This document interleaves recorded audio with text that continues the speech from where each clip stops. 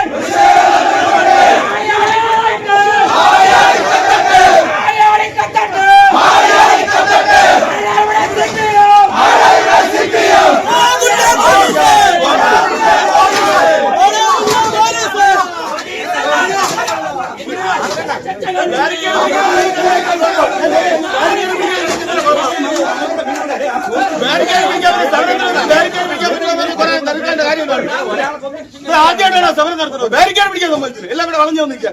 ഞങ്ങൾക്ക് എത്ര നിമിഷം വേണം അതിനകത്ത് കയറി വരാം. വേണമെങ്കിൽ ഇതൊക്കെ അകത്ത് കയറാൻ കൂടുതൽ അഭ്യാസം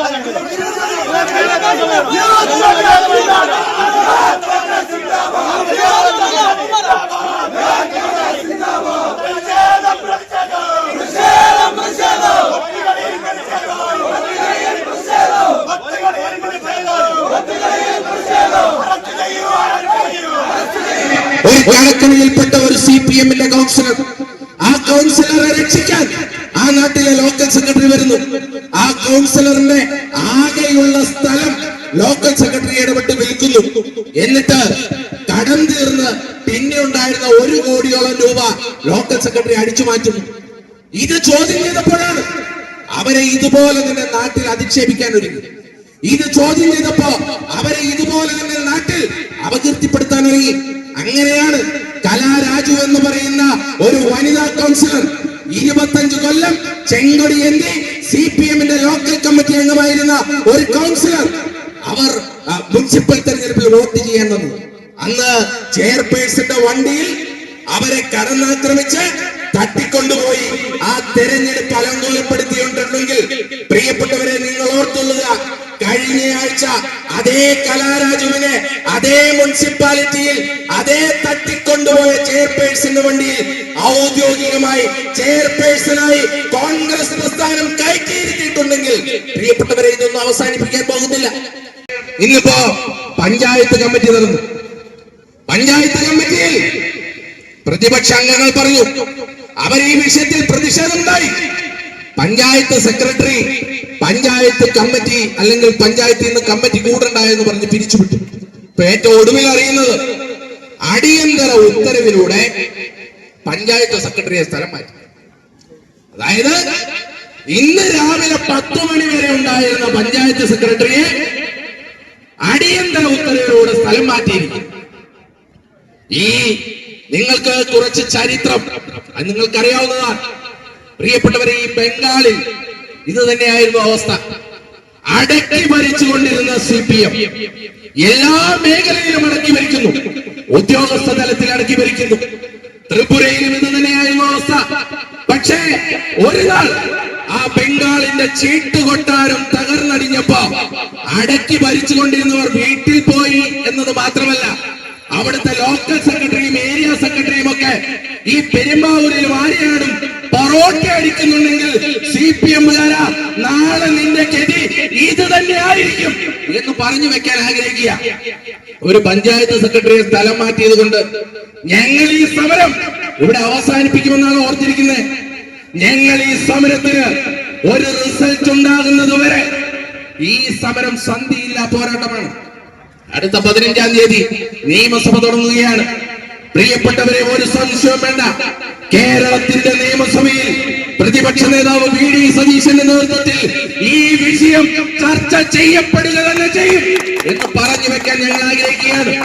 ആ ചർച്ച ചെയ്യുന്ന നിമിഷം നിയമസഭയുടെ കറുത്ത അക്ഷരങ്ങളിൽ ഇതിന്റെ പ്രതികളായവരുടെ പേരുകൾ എഴുതി ചേർക്കപ്പെടുമ്പോ ചരിത്രത്താളുകളിൽ മാത്രമല്ല പോലീസിന്റെ FIR-ലും ചാർജ് ഷീറ്റിലും ആ പേരുകൾ ഉറപ്പുവരുത്താൻ ഞങ്ങൾ പ്രവർത്തിക്കും എന്ന് പറയാൻ ആഗ്രഹിക്കുക.